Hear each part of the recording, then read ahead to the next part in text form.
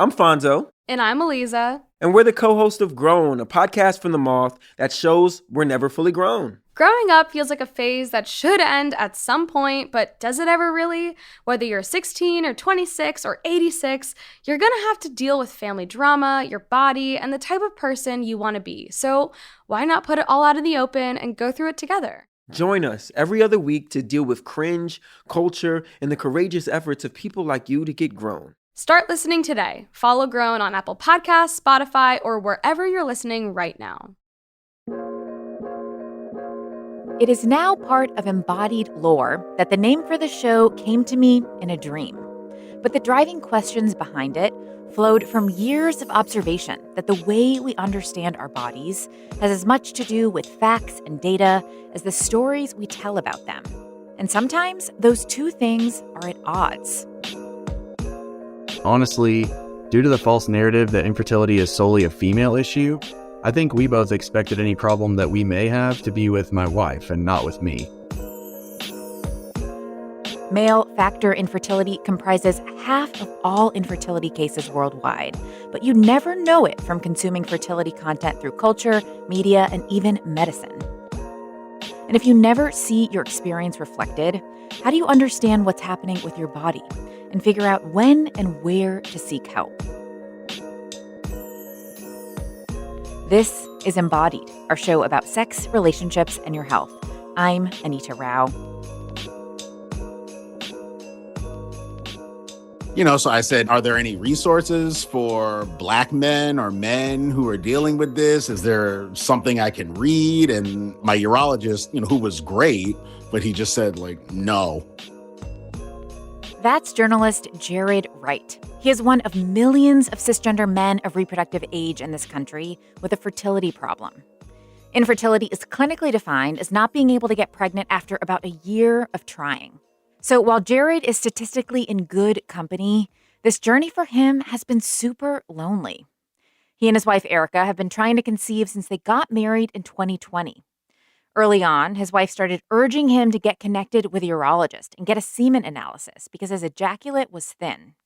He did and was diagnosed with non-obstructive azoospermia, which means there was no sperm found in his semen. He got connected with a urologist who specialized in fertility issues and then visited his first fertility clinic. I walk in, clearly the only Black person even in the clinic. The patients were all white women. I just remember thinking, there's nobody else that looks like me that is sort of here for that purpose or at all. So, I'm waiting to go in and they open the door and I'm in a dark room. There's a chair. There's just porn up and down, on the tables. And there's a TV with a DVD player. And I just looked around. I said, I am not touching anything in this room if I can help it. Well, so the beginning of this journey, you're obviously experiencing, a lot of newness, a lot of surprise. And you begin to really talk about this with your doctors and start asking questions and looking on your own about resources for Black men experiencing infertility in particular. And your kind of journalist curiosity brain began to light up a little bit. And you started to more formally research and report about this and talked with other Black men about their experiences of infertility. Tell me about what you heard from the other men you connected with in your reporting and how that paralleled with your own experience. Well, the one thing I've gathered is, a couple of these guys have much worse insurance than I do, and they're not in a position where they can go forward with the treatments that I'm going through because their insurance doesn't really cover it, and it's way too much money. All those guys also requested to be anonymous, so I'm grateful they decided to take their time to share their stories with me, but there's clearly a stigma and, there's a lot of people that don't want to talk about it. And, for obvious reasons, which are understandable. Well, talk to me about that because those reasons may not seem super obvious to folks. I'm curious about what those barriers were and which of those that you experienced yourself. A few doctors I've spoken to, and these guys, they say that their virility and their ability to father children is important as a man. And myself, I felt like less of a man, to be honest, when I got my diagnosis, especially when I see all of my friends, of different races and shapes and sizes having kids, and not only having kids, they can sneeze on their partners and automatically have a kid. So it's Yeah, that level of ease. yeah, right. When we first got this diagnosis, I initially told my wife, I'm like, I don't really want to be telling people about all this. And, my wife said, look, if we're going to live in the light, we're going to be very transparent. We're not going to run from this. We're not going to hide from this. And, a lot of the days have been hard, but I definitely feel a lot better being a little bit more transparent about it, being able to talk about it, because like when I first got diagnosed, I didn't see anything. So if somebody wants to Google black male infertility, one of my articles will come up. And so chances are I won't really know about it, but I hope other people can see it and get something out of it.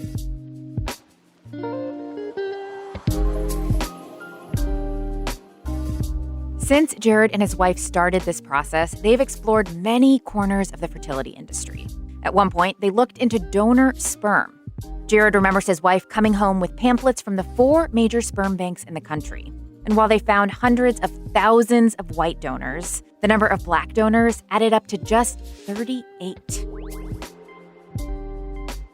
When Jared put on his reporting hat and asked the sperm banks why this was, they said, "When you find out, please let us know." Jared and his wife have also had multiple unsuccessful IVF cycles. The average base cost for one IVF cycle in the U.S. is between $10,000 and $15,000. Luckily, Jared and his wife live in New York, which is one of 14 states with an infertility coverage law in place that covers IVF. So they have had financial support, but they're coming up on the cap on their coverage, which means that the road ahead is a bit uncertain. For Jared, part of the IVF process involves getting sperm extracted directly from his testicular tissue in a procedure known as a microtessie. On the day that we spoke, his next microtessie was 2 weeks away. As much as you dot your I's and cross your T's, there's always something that gets in the way. Like my insurance, we thought we had one additional covered cycle before we had to eat into that cap. So that's been really painful and been really difficult. But, we're pushing through, and, that's going to down the line probably affect how we handle some of these treatments. But that's okay. Well, we're going to figure it out. After about a year of my wife and I trying to conceive, we discovered that I have azoospermia, or zero sperm. We were completely shocked and devastated. After that diagnosis, my self-esteem plummeted. Being diagnosed as infertile felt like I was stripped of one of the very qualifying descriptors of what it means to be a man. I felt embarrassed, ashamed, and emasculated. I worried about what other people would think about me if they found out. I mostly worried about what my wife would think about me, realizing that I couldn't get her pregnant. Even in my safest and most secure relationship, I didn't feel safe because I was so shaken up about my own identity. It's been about 10 years now where my wife and I found out that we couldn't get pregnant, and it was due to not being able to produce sperm. In this case, I became extremely depressed and lost who I was.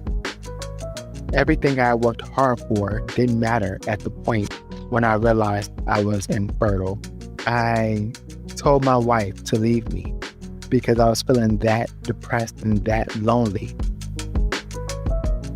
Through our initial effort to conceive prior to my diagnosis, as anyone who's ever struggled with infertility will tell you, sex had become mostly about just trying to get pregnant. After my diagnosis, there was a time when I wondered, what's the point now? Not because I didn't want to, but because I worried that my wife wouldn't, since we couldn't get pregnant anyway. Or worse, that because of my diagnosis, she would no longer be attracted to me. My wife has been incredible through it all and helped show me that she truly loves me no matter what. It honestly was her love and unwavering support that helped me build back that confidence and knowledge of who I am. This experience was the toughest experience of my life. That was Alex, the founder of the Instagram account Pursuing Fatherhood, and Brandon Johnson, a therapist and owner of Infertility Isn't Inferior. Social attitudes about infertility shape not only how people experience a diagnosis, but also whether and when they seek treatment at all. This is something Dr. Paul Shin has observed at the fertility clinic he works for in Washington, D.C. I think it goes back to just men's engagement with the healthcare system. So women have menstrual cycles, they get periods, they get used to going to see the gynecologist on a regular basis. There's a comfort level with talking about reproduction that just doesn't exist for men. For a lot of my guys, their first real engagement with the medical system is an infertility diagnosis, and it's devastating on so many different levels. But there's that cultural perception that women have a more complicated moving part schedule, so it must be more of a female problem. Women have to be pregnant and have the baby, so by extension, it's their issue with the getting pregnant, and that's totally not the case. So there are numerous causes for male infertility. We've heard Jared talking earlier about issues with sperm and sperm retrieval. Talk to me about an overview of some of the most common causes for men. The gamut of things that can cause male infertility is mind-boggling. It can be something that you're born with. It can be something you've acquired. It can be from congenital childhood conditions. It can be from drug exposure and toxin exposures in the workplace, chemotherapy. There can be medical and genetic diagnoses. There can be surgical causes of male fertility. So there's truly a wide range of different causes that you need to look at and examine. And you know, that's one of the things that I find really rewarding about it, but also really challenging is you have to go down a lot of these different rabbit holes to maybe figure out something that maybe even the patient didn't think was that important, but actually has a lot of significance. So the causes are kind of all over the map. We've been hearing about sperm and the number of sperm and sperm count, and I'm curious about how important sperm count is in fertility and what lifestyle factors are important and relevant when thinking about sperm count. So your initial lens that you're looking at the analysis through is the notion of a couple conceiving naturally through intercourse. And so sperm count is super important because you need motile swimming sperm to get the job done. They've got this crazy American Ninja style warrior course to navigate, and not all the sperm are going to make it through. So you need a decent number of runners to start the race to get them to the finish line. So sperm count in a way is very important, but there are other subtext to that, things like motility and progression and how the sperm are shaped that also factor into not only natural pregnancy, but your other considerations for therapy moving forward, whether it's inseminations or even IVF. We heard from Jared earlier about the procedure microtesty, which is a retrieval of sperm from the testicle. Can you talk a bit about some other common treatments? I think one of the main things that oftentimes befuddles patients and even practitioners is that when you start to look on the internet at different resources to try to get information about male fertility, there's everything from what I would consider pretty reliable resources to every conceivable anecdote about how to get pregnant. One of the big factors that we always take into account is the biological clock or timing. One of the real difficult things about male fertility treatment is that when a guy makes sperm, the sperm that he might make on a given day, and it's an ongoing process, isn't going to be ready for ejaculation for 2.5 to 3 months down the line. And so between the timing of any intervention to make somebody's sperm count better to realizing that the impact of that intervention, it might be 3 to 6 months. And not everyone comes in on the female partner's side with having 6 months to make a decision. So part of the workup for any guy that comes in with either a low sperm count or no sperm count is to take a look at blood hormone levels. Sometimes hormone levels need to be supplemented. Another very, very common cause of men coming in with compromised semen analyses are guys who take testosterone, either through legitimate prescriptions or sometimes kind of a little on the down low from a buddy at the gym sort of thing. One of the main causes of compromised semen analyses in men is actually a very benign testicular condition called varicose veins or varicocele that many men are born with. It doesn't always impact fertility, but it is one of the major things that we consider when it comes to ways to correct sperm counts. And then ultimately, if it comes down to it, yeah, things like microdissection or sperm retrieval to get sperm to use when eggs are ready.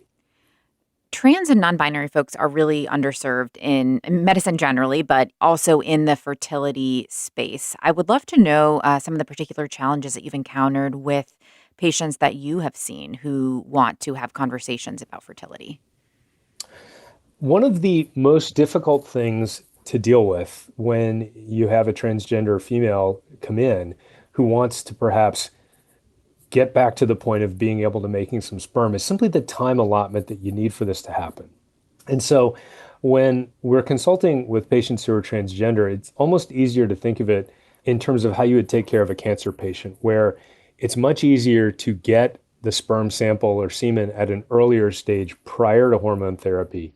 But that's not always feasible or realistic to do either. Everyone's situation at the time that they transition is different. So I'd say the biggest challenge that we face is that you're going to take someone who is taking estrogens, and sometimes for the longer term, and have to take them completely off of that. And then what happens is things go back to as they originally were. Testosterone levels go way back up. There are some very visible things that happen, hair growth, beard growth, things like that. And it's not as though it's a 2-week process to get sperm back. It can take upwards of, say, 3 to 6 months or sometimes even a year. So it's dealing with the sort of fallout of having higher testosterone levels while you're waiting for the sperm to come back. And that is, I think, the biggest, at least medical challenge that you face. The good news is that in most cases, these things are very doable if you wait it out long enough. And even in patients that have been on estrogens for a number of years, if you just give it enough time, you can see restoration of sperm in the ejaculate, and then you freeze it and save it, and then they can go back on their estrogens.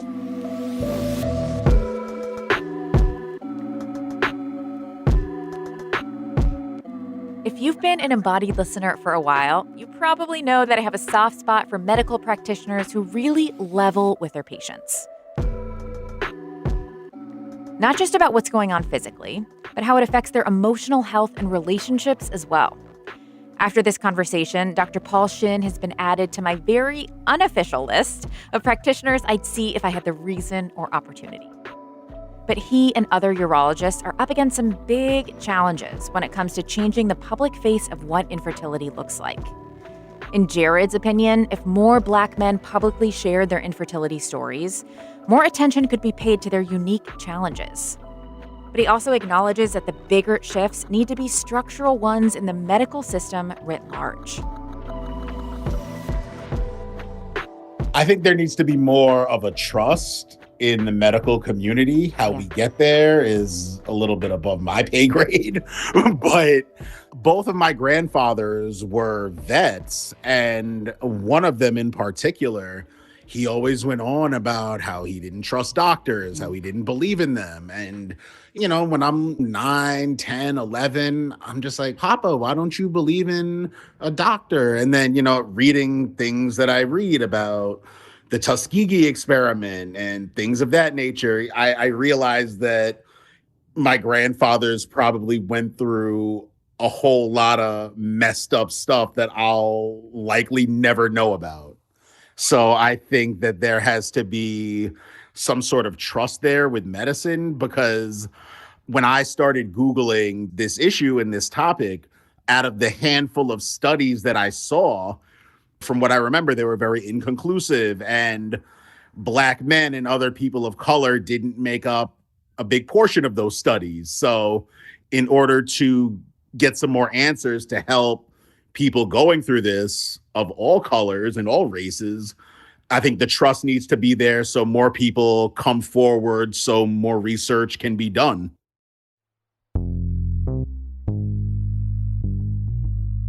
It was due to my cancer back in 2011 that we were thrust into this adventure. But fast forward, you meet Laura, and she's asking about kids and whether I wanted them, and I just said I couldn't have them, and she just asked, "Is that true?" And it was quite funny at that time. Obviously, I'd made this no kids my identity, and I just decided that I would just take kids on and mentor them. But that question, being asked whether that was true, it actually sent me inwards. I went looking for answers. We actually did a fine needle aspiration, and at that time they found one immotile sperm. And that actually was enough for Laura and I to basically jump in feet first. We have had success with our daughter, but it has had its challenges, I do have to say. I believe we've become stronger, and I think you would get the same from Laura. We've created some strategies such as baby making meetups, where these are the times that we would talk about infertility, because Laura can talk about infertility all the time, and it would actually create a lot of stress in me and angst. That was John Summers. He's a co-creator of the Infertility Man account on Instagram and YouTube. Whether or not a fertility treatment will succeed depends on factors that are highly specific to a couple's circumstances. So what happens when you don't get the outcome you'd hoped for after a decade of trying? I do feel like I'm the only person who's talking about it. And it is a bit like I'm in the dark walking around trying to find someone else who's also dealing with similar things. That's James D'Souza. He's a teacher, blogger, and podcaster based in the UK. After years of experimenting with different infertility treatments and considering other options for building a family, he and his wife have decided not to have children. It is very much like grieving. It comes in waves. I'll be fine one day, and then I'll walk into school. I work as a teacher, and one of my colleagues will have a car park, and in the back will be a baby seat. My thoughts will spiral very naturally. And this happens a lot less than it used to. And we've learned to be very open about how we're feeling and whatever we're struggling with. And once we had that framework of thinking about making the choice not to have children as a process of grieving, it gave us a lot more freedom to be able to understand what we were dealing with. You joined some virtual peer support groups at various moments throughout the process and have sometimes felt not fully supported in those spaces or mixed at times. I'd love to hear about that and what's missing for you in those virtual spaces. What's missing is some reality. Men are very driven to find solutions rather than look at, well, what might actually happen. And one of the facts is IVF fails more times than it succeeds. So I think that acknowledging of reality is missing. And then the other thing I think is missing is being willing to just listen to a guy's experience and not do anything with it, not make suggestions, not whatever. Just listen. And then related to that is this idea of never give up. I really don't like that term. Keep going until it's no longer right for you is, I think, much more empowering, because it leaves the couple who are thrown into that fertility journey a sense of agency about whether they continue or not. I feel like the female conversation about fertility and infertility is much more emotionally aware than the male conversation, although it is changing. We've heard throughout this conversation links to, or I guess allusions to, the links between virility and masculinity and how much that assumption is part of what men who are experiencing male fertility go through. You too found yourself experiencing what you describe as a crisis of masculinity in this process. I'd love to hear a bit more about that and how you navigated that in the context of your relationship in particular. I think men who are dealing with fertility and infertility confront their masculinity in a way that no other man does. And I questioned myself, am I a man if I can't have children? When I got that first call about there's 0% normal forms in your semen analysis, I thought it's all my fault. And for my wife's part, she was really supportive, very solution oriented, very looking at, well, what would we do next? What I've learned to do is to go back to the facts. Okay, if it's 0% normal forms, what's the next thing I could do? What supplement could I take? So it's made us stronger as a couple. It brought us together to face the world in a way that I don't think anything else could. I know that there have been a lot of moments in this journey when you all have thought about building a family in a different way, whether Mm. that's through adoption or thinking about surrogacy. Can you talk to me a bit about your experience looking into those options and how you all made the decision that you did? So whenever you're going on a fertility journey, people will say, well, do IVF if you're finding it hard to have a child. Well, why don't you adopt? They say adoption, you could just adopt. It's really that simple. And adoption is a process which is very challenging. And we met with social workers, we talked with social workers, we talked about the process that's involved. And the social workers are very honest, very real. And they say, this is tough. And the reason we held off was partly cultural concerns. Our background is originally from Goa in India. My parents came to the UK via East Africa, and I was born here and brought up Catholic, same as my wife. So we have this mishmash of cultural influences that's really important for us. But a lot of the children who are up for adoption, they're not babies, certainly in the UK and in around London, in most local authorities in the UK. And there's a lot of different cultures there. So that was a big concern for us. But the real thing that confronted us was, if we chose to adopt, we would definitely be dealing with a child that would have a lot of different challenges, difficulties, trauma, all of that. Were we willing to take that on? And when we really looked and really thought about it, we weren't. And the financial aspect of it as well. So making that choice was very difficult, but ultimately we think it was the right choice for where we are and what we saw our lives being about after deciding not to pursue fertility treatment or trying to have our own family. I mentioned that you also considered surrogacy, but it was right around that time that you were actually also diagnosed with testicular cancer.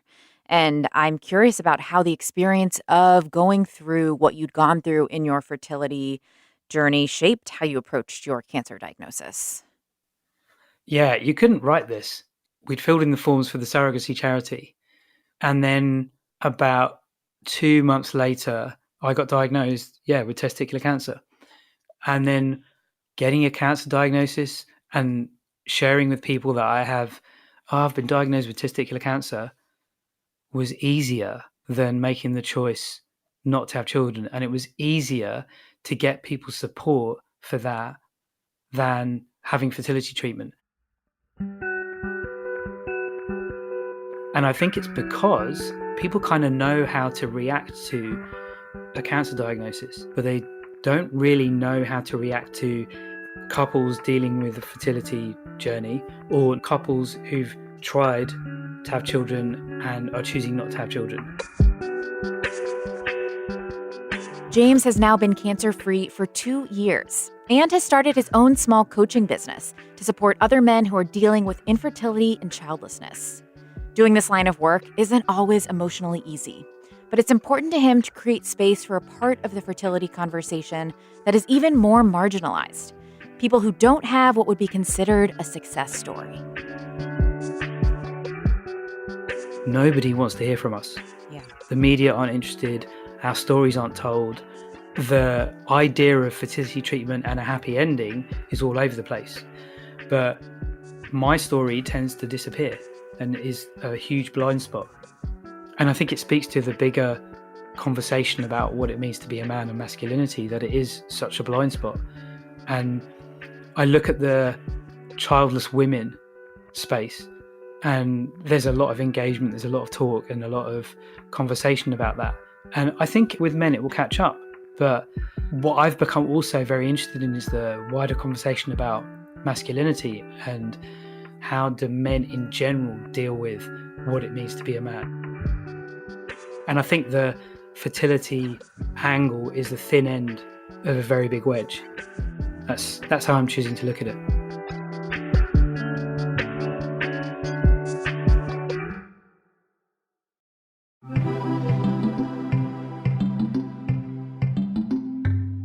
Embodied is a production of North Carolina Public Radio WUNC, a listener-supported station.